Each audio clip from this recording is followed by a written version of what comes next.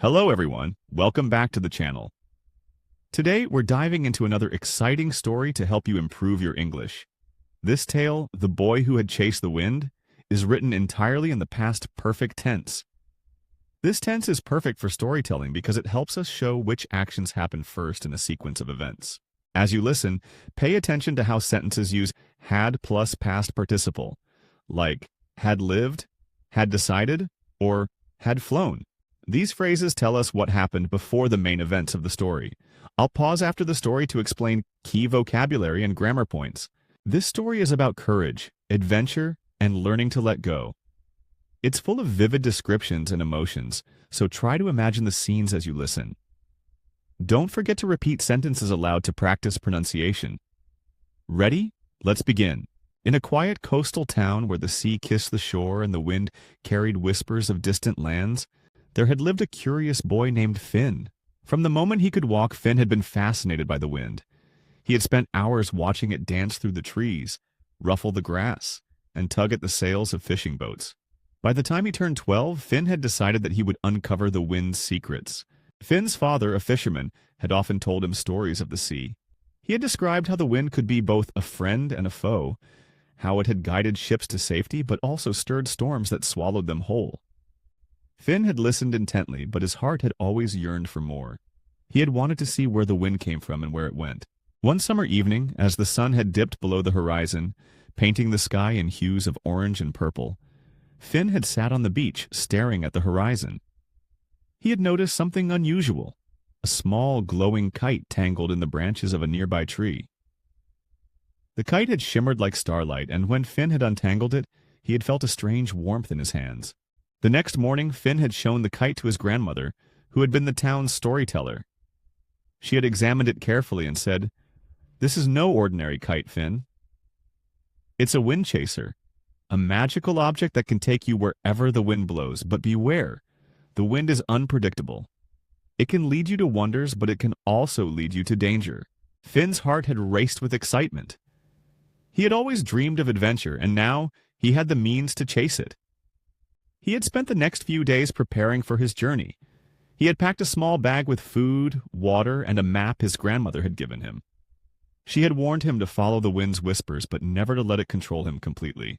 On the morning of his departure, Finn had stood on the beach, the wind chaser in his hands. He had whispered, "Take me where the wind goes," and the kite had sprung to life, lifting him into the air. The townsfolk had gasped as they watched Finn soar above the rooftops, his laughter echoing in the breeze. For hours, Finn had flown over forests, rivers, and mountains. The wind had carried him to places he had only imagined. He had seen fields of golden wheat swaying in the breeze, waterfalls that sparkled like diamonds, and cities where the streets buzzed with life. But as the sun had begun to set, the wind had grown stronger, and Finn had felt a tug of unease. The wind chaser had taken him to a dark, desolate valley. The air had been thick with fog, and the only sound had been the howling of the wind. Finn had tried to steer the kite away, but it had refused to obey. He had realized too late that the wind had led him into a trap. In the valley, Finn had encountered the Wind Weaver, a mysterious figure cloaked in shadows. The Wind Weaver had been the one who controlled the wind in this place, and he had been waiting for someone like Finn to arrive.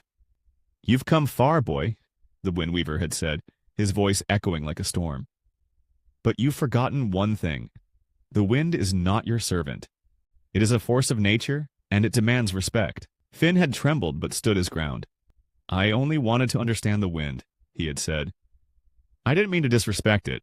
The Wind Weaver had studied him for a moment before replying, "Then prove your worth. Complete 3 challenges, and I will let you go. Fail, and you will remain here forever." The first challenge had been to calm a raging storm. Finn had remembered his grandmother's advice. Listen to the wind's whispers. He had closed his eyes and focused on the sound of the wind. Slowly he had begun to hum a tune, matching the rhythm of the breeze. The storm had gradually subsided, and the Wind Weaver had nodded in approval. The second challenge had been to find the source of the wind. Finn had used the wind chaser to guide him, following the gusts until he had reached a hidden cave. Inside he had discovered a crystal that pulsed with light. The Wind Weaver had explained that this was the heart of the wind, a symbol of its power and mystery. Finn had touched the crystal, and a surge of energy had coursed through him. The final challenge had been the hardest, to let go of the wind chaser. The wind weaver had said, "True courage is not in holding on, but in knowing when to let go." Finn had hesitated.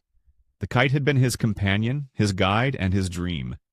But he had realized that clinging to it would mean staying trapped in the valley. With a deep breath, he had released the wind chaser, watching as it soared into the sky and disappeared. The wind weaver had smiled. "You have learned the wind's greatest lesson. Freedom. Go home, Finn, and remember what you have discovered." In an instant, Finn had found himself back on the beach, the sun rising over the horizon.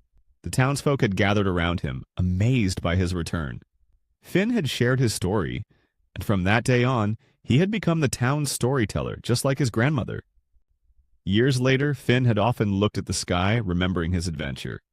He had never forgotten the wind weaver's lessons or the magic of the wind. And though he had never seen the wind chaser again, he had known that it was out there, soaring freely, just as he had learned to do. And that's the end of our story.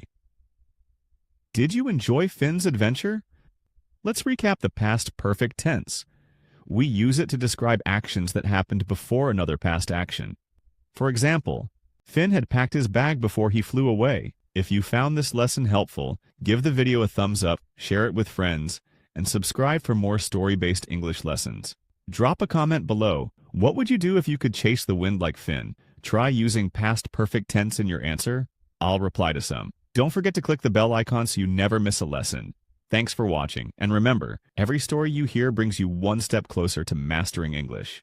Until next time, keep learning and keep dreaming.